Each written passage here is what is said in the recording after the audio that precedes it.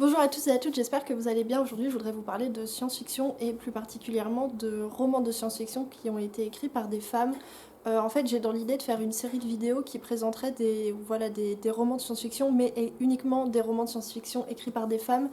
Parce que en fait, j'ai envie de mettre en avant des romancières, enfin, j'ai envie de mettre en avant les femmes dans la littérature de l'imaginaire, parce que, comme dans beaucoup de domaines, je dirais pas qu'elles sont invisibilisées, puisque à notre époque, il y a quand même pas mal de femmes qui écrivent dans la littérature de l'imaginaire, même si c'est plutôt en jeunesse.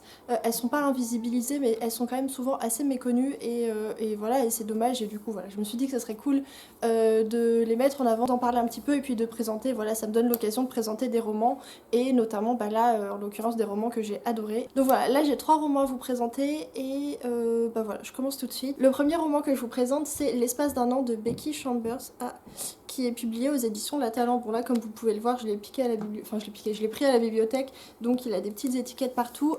C'est le premier tome d'une trilogie la trilogie s'appelle Les Voyageurs. Les 2 autres tomes sont déjà parus chez La Talent aussi, et les deux autres tomes, les 2 derniers tomes, donc ont obtenu le prix Hugo 2019 dans la catégorie meilleure série. Donc voilà, alors moi j'ai lu que le tome 1, j'ai lu il y a pas très très longtemps, là il y a une petite semaine, et j'ai adoré, en fait j'ai trouvé vraiment trop bien, et j'ai absolument trop hâte que le confinement s'arrête pour aller chercher la suite, parce que ça a été vraiment une excellente lecture. Dans ce roman, on va suivre l'équipage d'un vaisseau qui s'appelle le Voyageur et qui est un tunnelier, donc c'est-à-dire que c'est un vaisseau spatial qui a la capacité de creuser des trous dans l'espace, et donc l'équipage se déplace dans l'univers galactique pour construire des espèces d'autoroutes spatiales qui permettent la liaison entre plusieurs planètes et plusieurs galaxies. On va suivre cet équipage qui est un équipage multi-espèces, c'est-à-dire qu'il y a des humains, mais il y a aussi des espèces extraterrestres, et il y a 3 espèces extraterrestres différentes dans l'équipage. Et il y a aussi l'intelligence artificielle du vaisseau qui s'appelle Lovelace et qui est assez importante. Enfin, en fait, il y a toute une réflexion sur l'intelligence artificielle, sur est-ce qu'il faut donner des droits. Bon, on est dans le futur, donc les intelligences artificielles sont méga développées, on n'en est pas. Enfin, c'est quand même beaucoup plus développé que ce qu'on a nous. Et donc les personnages se posent des questions sur est-ce qu'il faut leur donner des droits, est-ce qu'il faut leur donner un corps, enfin bref, plein de choses comme ça, et c'est très cool. Et donc en gros, on va suivre ces personnages sur ce vaisseau, on va suivre leur quotidien, on va suivre leurs histoires, leurs amitiés, leurs histoires amoureuses, on va découvrir les liens qui les unissent, d'où ils viennent, comment ils ont atterri sur le vaisseau, sur le voyageur. On va apprendre à connaître ces personnages, et en les connaissant mieux, on va apprendre des choses sur le peuple extraterrestre d'où ils viennent, ou pas extraterrestre parce qu'il y a aussi des humains.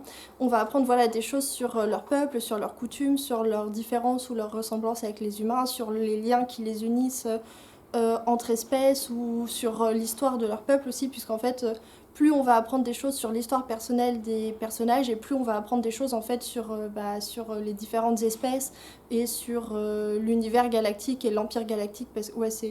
Non, c'est pas un empire, c'est une union galactique, je crois.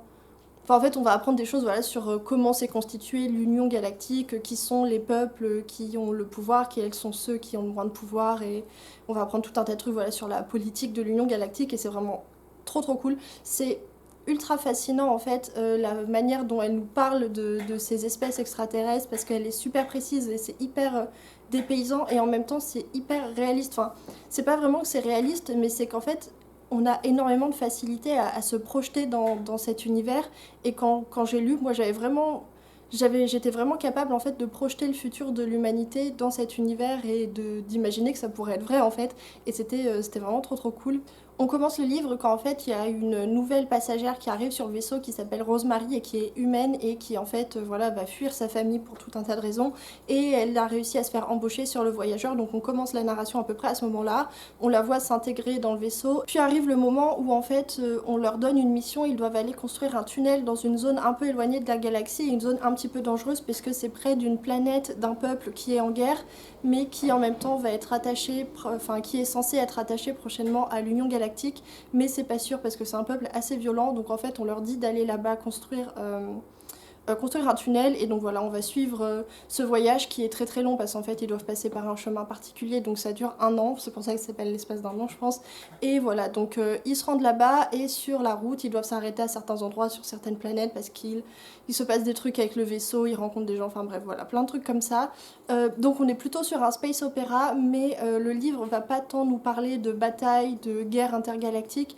En fait on va plutôt être focalisé sur le quotidien des personnages, sur leur vie, leurs relations. C'est plutôt un roman qui va nous parler d'amitié et de tolérance, qui va nous faire découvrir des peuples.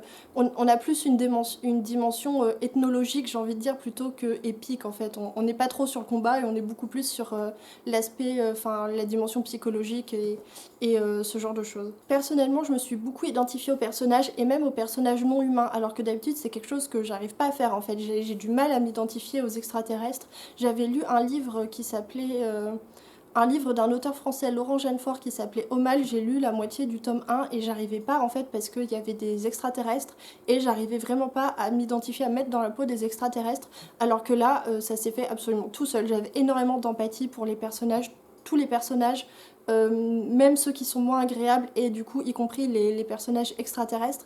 Et voilà, ça s'est vraiment fait tout seul. Il y avait beaucoup de... C'était une super lecture en fait, je sais pas quoi dire d'autre, c'était vraiment trop trop bien. C'est un livre qui je trouve dégage beaucoup de tendresse parce que les personnages de cet équipage, les membres de cet équipage, ils sont pas juste amis ou collègues de travail, ils sont plutôt comme une grande famille, ils se supportent énormément les uns les autres et c'est hyper touchant et ils dégagent énormément de très bonnes ondes en fait. C'est une lecture qui est hyper agréable à lire, vraiment c'est hyper réconfortant et en plus c'est assez drôle. Enfin, c'est assez drôle. Moi j'ai beaucoup ri à certains moments. Il y a un personnage, enfin deux personnages, mais surtout un qui est vraiment qui est un peu loufoque en fait. C'est le personnage loufoque de la bande et elle est vraiment très très drôle et je l'ai beaucoup aimé. C'était drôle et émouvant et touchant et en même temps c'était hyper intriguant et c'était hyper immersif. Donc voilà, c'était super bien. Je vous recommande 1000 fois ce livre. Vraiment, c'était une super lecture et j'ai vraiment trop trop hâte de lire la suite. Le deuxième roman que j'ai à vous présenter, c'est L'Âge des miracles de Karen Thompson Walker. Ah oui, alors je l'ai pas dit pour le roman précédent, mais l'autrice est originaire des États-Unis et là aussi c'est une autrice américaine, donc je sais plus d'où, mais ouais, mais voilà, elle est américaine. C'est un roman qui est un petit peu particulier en fait parce que même si le postulat de base du roman le fait rentrer dans la science-fiction, c'est un roman qui va plutôt se concentrer sur l'aspect psychologique, drame et drame familial plutôt que sur le côté science-fiction. Mais du coup, je vous fais le résumé et que je m'explique après, ce sera plus clair. Donc en fait, on va suivre une jeune fille qui s'appelle Julia, qui va rentrer au collège et on va la suivre au moment où il se passe quelque chose d'extrêmement étrange sur la Terre, c'est-à-dire que les journées vont commencer à rallonger. En fait, la rotation de la Terre sur elle-même, qui normalement fait 24 heures, donc le temps d'une journée, va commencer à être de plus en plus lente, ce qui fait que la Terre tourne moins vite sur elle-même et que du coup, les journées s'allongent énormément. Donc en fait, au lieu d'avoir des journées de 24 heures, on va arriver à des journées de 40, 50 heures. Du coup, on alterne entre des périodes très longues de jour et des périodes très longues de nuit. Et en plus de ça, le ralentissement de la Terre va avoir plein de conséquences scientifiques. Il va y avoir des changements au niveau de la gravitation terrestre, il va y avoir des changements au niveau de la météo, au niveau des marées, au niveau des comportements des animaux. Il va se passer plein de choses au niveau scientifique, mais ça va également avoir tout un tas d'impacts sociaux en fait, puisque les journées sont beaucoup plus longues, et que d'ailleurs on peut pas savoir à l'avance combien de temps la journée va faire, combien de temps il va falloir à la Terre pour faire sa rotation. En fait, les gens ne savent pas s'ils doivent se caler sur l'ancien rythme de 24 heures des journées ou s'il faut se caler sur le rythme naturel de la Terre. Voilà, il va se passer plein de choses en fait, il va y avoir plein de bouleversements dans la société et du coup nous on va assister à tout ça à travers le regard de Julia. En fait on va suivre sa vie au moment où tout ça se passe, donc on va suivre son quotidien, on va se poser avec elle les mêmes questions, on va être témoin de ses angoisses et des angoisses de sa famille, parce qu'évidemment ça touche pas qu'elle, ça touche le monde entier. Et voilà, en fait c'est ce que je disais tout à l'heure, on va être beaucoup plus concentré sur la dimension psychologique et drame familial que sur l'aspect apocalypse et science-fiction, puisqu'en fait j'ai l'impression, de mon point de vue, tout le contexte apocalyptique, c'est vraiment un contexte pour parler de l'histoire de cette famille dans ce contexte-là, puisqu'en fait, tout ce qui se passe autour d'eux, tout ce ralentissement de la Terre, les maladies, les machins, les trucs, ça va impacter leurs cellules familiales et ça va mettre en avant des choses qui s'étaient passées dans leur famille. En fait, ça va permettre de mettre en lumière voilà, les drames familiaux qui se passent dans cette famille, parce que vous allez voir, il se passe des trucs. Et voilà, donc on était beaucoup plus sur cet aspect-là, et on est aussi sur vraiment l'aspect roman d'apprentissage, parce que Julia, elle est au collège, donc du coup elle est au début de l'adolescence, et en plus de tous les changements qui se passent dans le monde avec ce ralentissement de la Terre, et bah il y a tous les changements qui se passent pour elle et en elle, parce que voilà, il se passe des choses au collège, elle est plus trop amie avec ses anciens amis, en même temps elle commence peut-être à tomber amoureuse. Et donc voilà, on a un peu ce décalage entre l'univers, enfin la Terre qui se dérègle et la vie de cette jeune fille qui essaie de vivre sa vie malgré tout. J'ai beaucoup aimé l'idée de départ de l'autrice, en fait, ce ralentissement de la Terre, et j'ai trouvé qu'elle arrivait vraiment bien à développer son idée avec plein de... en ayant plein d'idées des conséquences que quelque chose comme ça pourrait avoir, et j'ai trouvé que c'était super habilement fait en fait, la confrontation à la fois de ce dérèglement de l'univers et de ce dérèglement d'une famille, et de voilà, c'était vraiment super bien fait, j'ai adoré, je l'ai trouvé très émouvant et très juste sur les questions de l'adolescence, des liens familiaux. Je me suis reconnue énormément de fois dans, voilà, dans les pensées et les comportements de l'héroïne, ça m'a rappelé des choses de mon adolescence, et je pense que ça peut arriver, enfin c'est l'effet que ça peut faire à beaucoup de lecteurs, parce qu'en fait c'est un roman qui est vraiment très intime. Et donc voilà, c'est un roman qui était plutôt très chouette et que j'ai beaucoup aimé, et je pense qu'il peut notamment plaire aux personnes qui ont envie de se lancer dans la science-fiction mais qui sont un peu frileux, parce que voilà, en fait le contexte est très science-fictionnel, mais le cœur du livre c'est plus du drame familial en fait. Le dernier roman que je vous présente dans cette vidéo, c'est La Plaie de Nathalie Henneberg.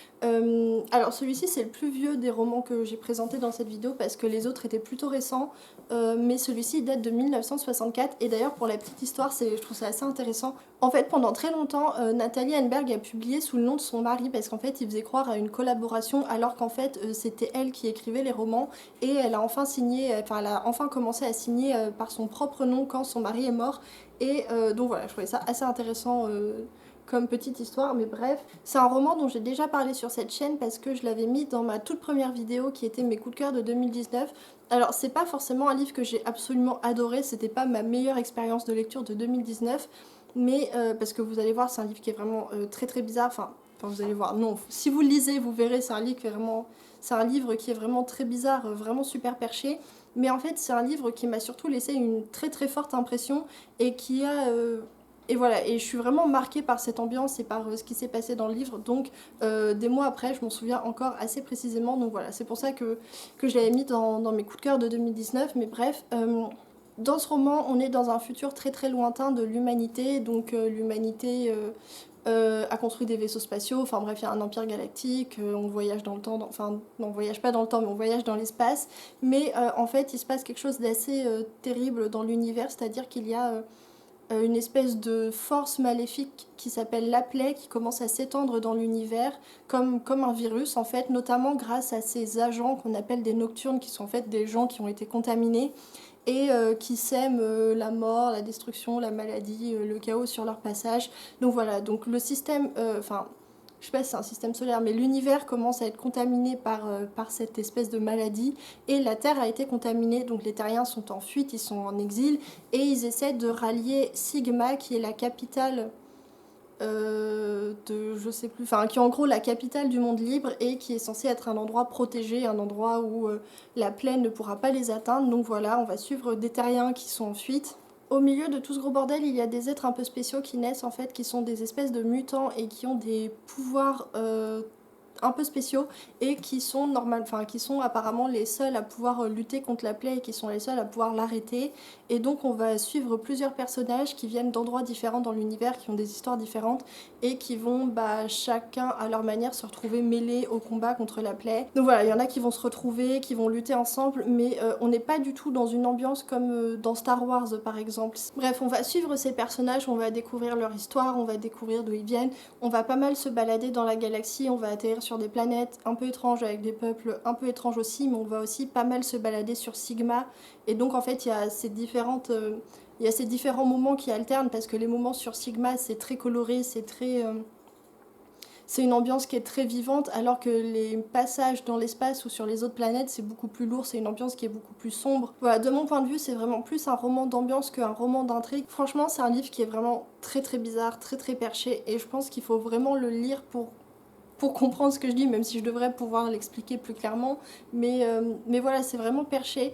Il y a cette ambiance vraiment glauque et sombre, enfin qui suinte le désespoir. Mais par antithèse à ça, en fait, il y a tout ce déploiement d'une espèce de mythologie héroïque avec des héros hauts en couleur, des princesses perdues, des pirates de l'espace et une espèce de flamboiement et de démesure de l'héroïsme qui est très enfin en fait qui est vraiment propre à ce livre et qui est super original et qui nous plonge vraiment dans une ambiance hyper particulière. Et donc voilà, avec ce livre, enfin en fait ce livre il peut pas vous laisser indifférent, il est tellement dans la démesure à la fois pour le côté maléfique que pour le côté héroïque qu'on en prend plein la tronche. Et vraiment c'est pas un livre qui est tout raplapla, c'est un livre qui est ouais, je dirais flamboyant et très perché en fait, si je devais le décrire en 2 mots. Mais voilà, c'est vraiment une lecture super originale et je vous le recommande vraiment si vous voulez lire quelque chose d'un peu différent, quelque chose que vous n'avez jamais lu et quelque chose qui va vous interpeller parce que ce livre est vraiment, il est vraiment unique en fait et c'est une expérience de lecture qui était assez étrange et plutôt satisfaisante quand même. Et d'ailleurs, je pense que je le relirai parce que je suis passée à côté de plein de choses et j'étais tellement euh, perplexe et perturbée parfois parce que je lisais que je pense que j'en profitais pas assez et donc du coup voilà, je pense que je le relirai et vraiment je vous le conseille très très vivement parce que voilà, je pense qu'on lit pas tous les jours des livres comme ça, c'était vraiment un livre super étrange et en même temps très très intéressant. Et donc voilà, c'est terminé pour cette vidéo. Alors j'ai présenté que 3 livres, je sais que ça fait pas beaucoup mais en même temps je voulais en garder en réserve pour voilà, si j'avais pas d'autres idées de vidéos plus tard. J'espère que ça vous a plu, que ça vous a donné envie de lire des livres, j'espère que le concept voilà, de mettre en avant les femmes, enfin les autrices de SF, ça vous plaît et ça vous intéresse. N'hésitez pas à mettre un commentaire pour me dire si vous avez déjà lu ces livres ou si vous intéressent et n'hésitez pas à vous abonner. Et donc voilà, sur ce, je vous souhaite de bonnes lectures, une bonne semaine et je vous dis à la prochaine.